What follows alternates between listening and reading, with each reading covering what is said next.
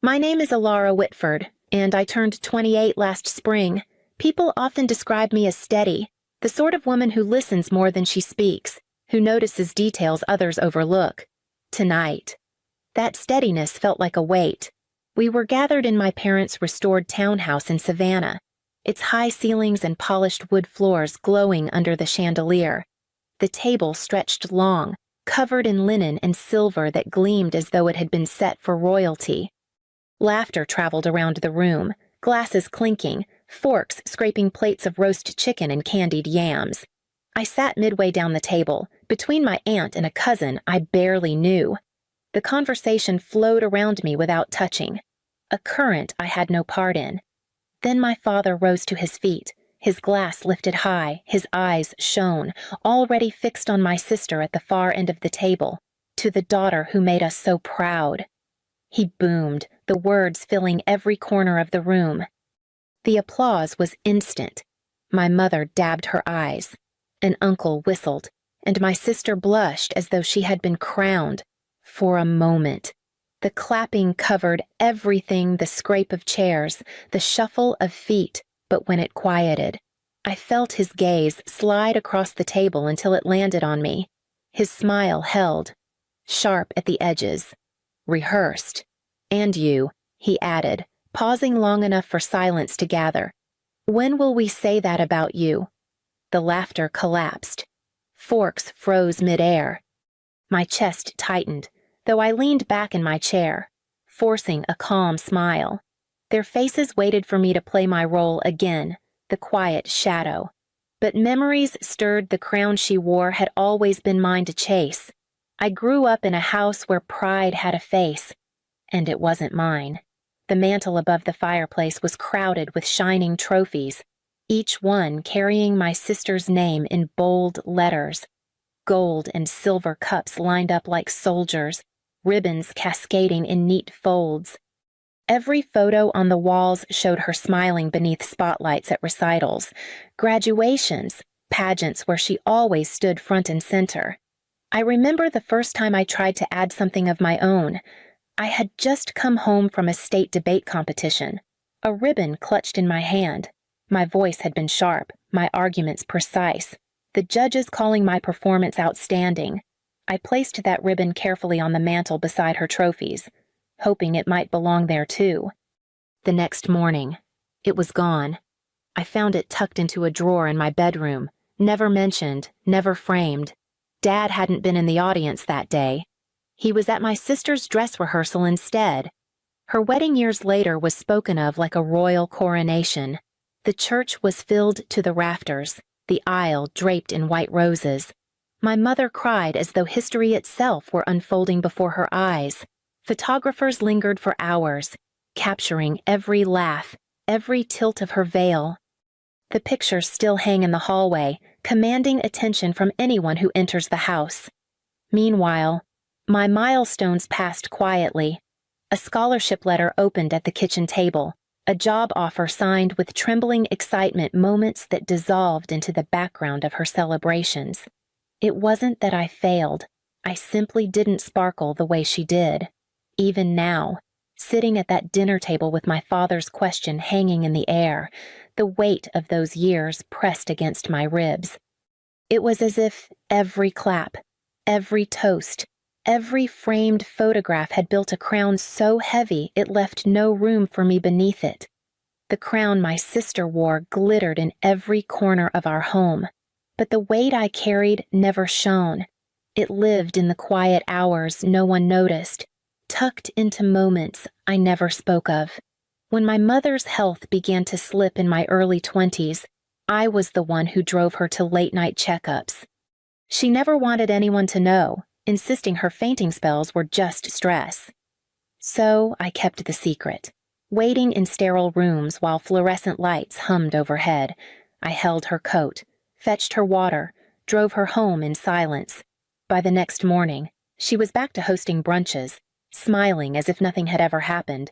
The others saw her glow, not the tremor in her hands or the daughter who steadied her. When my father's business faltered, it wasn't my sister who noticed the unopened envelopes piling on his desk. I slipped money into his account more than once, just enough to cover the gaps. He never asked, and I never told him, but I saw the relief in his face when the bills stopped stacking.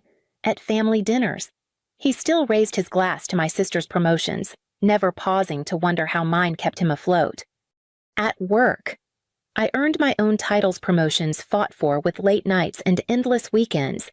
Colleagues congratulated me. Supervisors recognized my persistence. Yet at home, no one asked about my job, no champagne waited. My victories lived in the shadows, swallowed by the glow of hers. I told myself it didn't matter. That strength wasn't supposed to be celebrated, just carried. But the truth pressed heavier each year. My sacrifices left no photographs on the walls, no stories retold at gatherings. They weren't trophies. They were invisible weights I balanced in silence. Sitting at that long table, my father's question echoing inside me, I thought of all the moments I had poured myself out without recognition. They had mistaken my steadiness for detachment, my quiet for emptiness. What they never understood was that their pride in her had been built on the scaffolding of my silence. The words hung above the table, heavier than the chandelier's glow.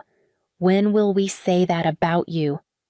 My father's tone had not carried curiosity, nor even hope. It had been a sentence wrapped in a smile, a verdict handed down as if my life had already been measured, weighed, and found lacking. No one spoke. The clatter of silverware had stilled. My aunt reached for her glass too quickly, the ring on her finger catching the candlelight like a flare, a signal to look away. My cousin coughed into his napkin, shifting uncomfortably in his chair. Across from me, my mother busied herself with arranging her fork just so against the plate, as though precision could disguise avoidance. My sister sat at the far end, the crown of attention still glowing faintly around her. Though she couldn't bring herself to meet my eyes, she stared at the breadbasket, lashes lowered, pretending fascination with crumbs. I recognized that expression. It was the same one she wore as a child when she'd win another ribbon and I'd stand to the side, waiting for my turn that never came. She wasn't proud of me then. She wasn't guilty either, just complicit in the silence. It struck me then how many times this ritual had played out. A dinner table, a room full of witnesses, a glass lifted in pride for her, and me, the convenient shadow, swallowing the sting so the night could carry on unbroken. I had learned long ago that silence was survival, the only way to keep peace. But as I sat there, their faces waiting for me to play that role once more, I realized survival had carved me out of my own family story. The air thickened, pressing against my skin. My father's smile lingered, rehearsed, daring me to either bow beneath it or break it. I could feel the weight of decades collecting inside me, a tide rising higher with every heartbeat. For the first time, the thought flickered sharp and undeniable: if silence had kept me alive, it had also erased me.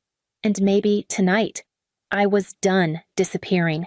The glass in my hand felt cold, slick with condensation, the stem pressing a faint mark into my fingers. I had spent years gripping it politely, raising it when expected, smiling on cue. But that night, I let my hand drift downward.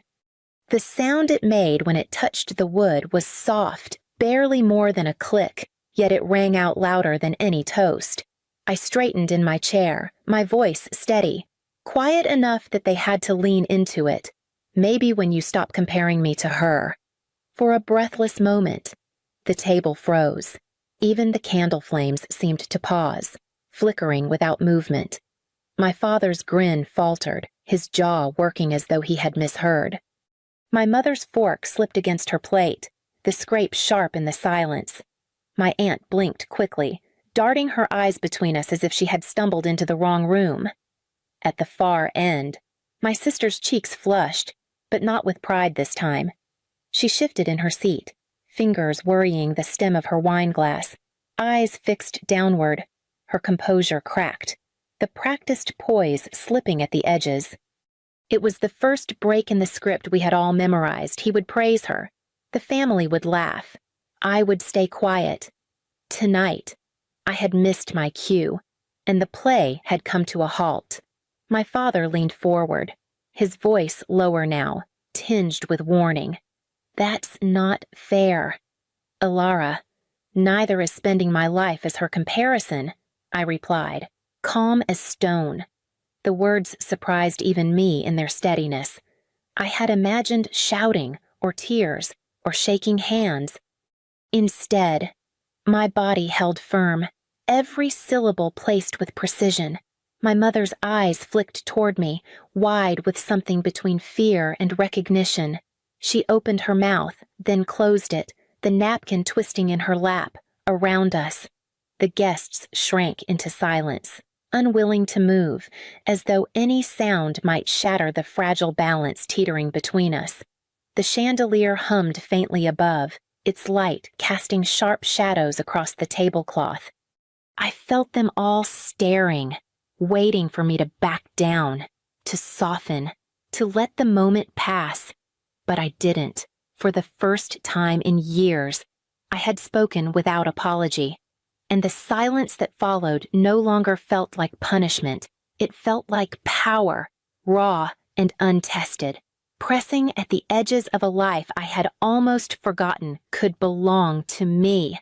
The silence stretched, a taut thread that no one dared cut. My father's hand hovered above his glass as if he might lift it again, but the words had already slipped out of my mouth and settled into the room like ash. His certainty faltered. The smile that had once commanded the table looked brittle now, too thin to hide the crack beneath it. My mother's fingers twisted the napkin in her lap until it wrinkled into a tight knot. Her eyes stayed fixed on her plate, but I saw the quick flicker of her lashes, the way her throat worked as though she had swallowed something sharp. She wanted this to pass, to smooth over as it always had. Only this time, it didn't. At the end of the table, my sister sat motionless. Her face, usually serene under praise, carried a shadow of something else, guilt, or perhaps the sudden recognition of her part in the story. She lowered her eyes to her wine glass, tracing the rim with her fingertip, her composure slipping in tiny fractures. The crown she wore so effortlessly seemed to tilt, no longer steady. In that silence, memories surged back with painful clarity. I remembered the whispered jokes at a birthday party years ago, when she leaned toward her friends and said, "She's not the family type," their laughter scattering like glass beads across the floor. I remembered the night of my scholarship award, when I had burst through the door clutching the letter, only to find the living room crowded with relatives celebrating her recital instead. No one looked up when I spoke.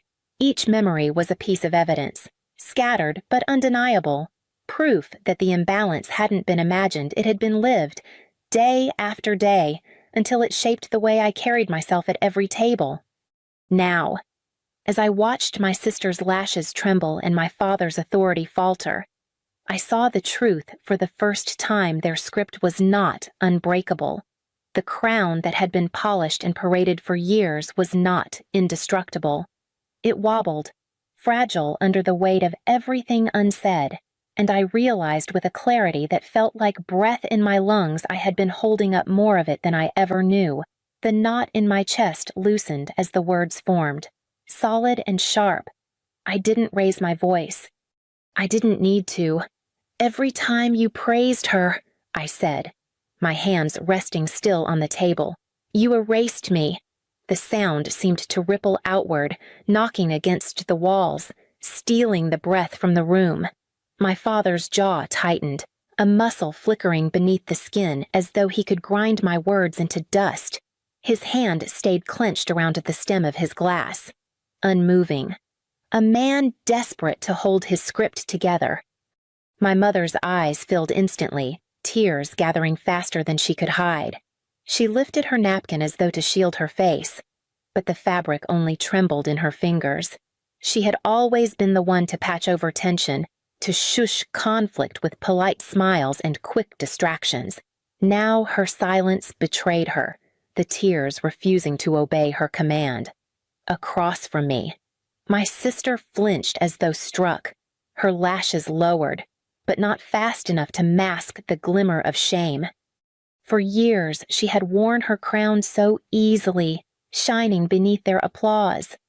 But now, with my words laid bare, the crown looked heavy in her hands, her shoulders curled inward, her fingers drumming nervously against the table. For the first time, I saw the cracks in her confidence. I didn't stop. The tide had risen too high. "Do you know what it feels like?" I continued, "to bring home victories and watch them vanish in the shadow of hers? To be there in every silence, in every gap you ignored, and never once be enough to earn your pride." The chandelier hummed above, filling the pause. My father stared at me, lips pressed into a hard line, but his silence was louder than any defense. He had lost the room, and he knew it. My mother's tears slipped free, trailing down her cheek. My sister's shoulders sank lower, the guilt she once buried rising like smoke. I had named the wound, and there was no taking it back. The air was thick with it, the truth uncoiling across the table. Impossible to silence again. The words burned against my tongue. Heavy with every year, I had swallowed them back, but this time I didn't let them dissolve. I leaned forward, steady and unshaken. "You ask when you'll be proud of me," I said, each syllable deliberate, sharp enough to cut through the air. "The real question is, when will you stop being ashamed of who I am?" The silence that followed was immediate, a vacuum that swallowed the room whole. The chandelier above seemed to hum louder, its crystal drops vibrating as if they, too, had heard the verdict. No one moved. My father's face drained of its practiced warmth, leaving only the hard lines of a man unprepared for defiance. His mouth opened slightly, then shut again, as if no answer could match the weight of the question. My mother's napkin slipped from her hands and fell into her lap. Her eyes glistened, lips trembling. But she said nothing. For years, she had been the keeper of peace, the one who smoothed over the sharp edges of my father's pride. But there was no smoothing this, across the table. My sister's hand stilled on her glass, her shoulders hunched forward, her poise unraveling thread by thread. She wouldn't meet my eyes, not now, not with shame clouding her face. I sat in the silence, letting it stretch until it belonged to me. For once. It wasn't the silence of erasure, it was the silence of impact, of a truth too heavy to ignore. Every beat of my heart steadied me further, rooting me deeper in the chair that had never felt mine until tonight. The balance had shifted. The script was broken, and for the first time, the story no longer revolved around their pride, it revolved around my voice. The room remained frozen, their faces stiff with disbelief. When I reached for my napkin, I folded it carefully, smoothing each corner as though the moment deserved precision. Then I pushed back my chair. The sound of wood scraping against tile seemed louder than any toast that had ever filled this room. No one spoke as I rose. My mother's lips parted, but no words came. My sister's hands clutched her glass, the stem trembling between her fingers. My father stayed rigid, his jaw tight, eyes narrowed, as though silence might somehow return his authority. The chandelier glowed above us, throwing shards of light across their stillness, but it was no longer my cage. I walked from the table without waiting for permission, each step echoing louder than applause ever had. Behind me, I could feel their gazes clinging, desperate to pull me back into the script I had abandoned. But I didn't turn. That night, my phone buzzed endlessly. In the family group chat, the whispers had already begun, thinly veiled scolds dressed up as concern. "You embarrassed your father. You ruined dinner. A cousin sent a private text. "Are you okay?" The question carried more curiosity than care. Later, a message from my father arrived, clipped and cold. He hinted at the money I had quietly given years before, twisting it now into a weapon. "Be careful what bridges you burn. You may need them." I read it once, then set the phone aside. For the first time in years, I didn't feel the panic of pleasing them, of patching the wound they created. I felt a strange, steady calm, like breathing after being held underwater too long. Walking away had cost me their approval, perhaps even their support. But as the night stretched quiet around me, I realized it had given me something I had never felt in their presence: freedom. Weeks slipped by, the sharp edges of that night softening but never disappearing. Savannah's evening air wrapped warm around me as I sat on a small balcony overlooking the quiet street. The live oaks swayed gently, their branches heavy with moss, the kind that always seemed to whisper history into the night. Beside me sat Claire, a friend who had never measured me against anyone. She poured 2 glasses of wine, her laughter bubbling over something small and silly we had remembered from college. No one was judging, no one was keeping score. The sound felt lighter than any applause I had ever chased. I thought of the decision I had made only days before to enroll in a course in historic preservation at the university downtown. It wasn't the path my family had scripted, not the polished story they would parade for relatives. It was mine, rooted in my love for old buildings, for the layers of stories etched into brick and wood. For the first time, I had chosen without waiting for their permission. Claire raised her glass, the amber catching the glow of the porch light. I lifted mine to meet hers. The clink was soft, private, carrying no expectation beyond the moment itself. I leaned back in my chair, the night sky stretching wide above us. The stars blinked faintly through the canopy. And for once, I felt no weight pressing me down. Pride didn't sit across the table anymore, deciding whether or not to offer me a sip. It lived here, in my chest, steady and undeniable. I raised my glass again, this time not toward anyone else, but toward myself, toward the woman who had finally stopped waiting to be chosen, and chose herself instead.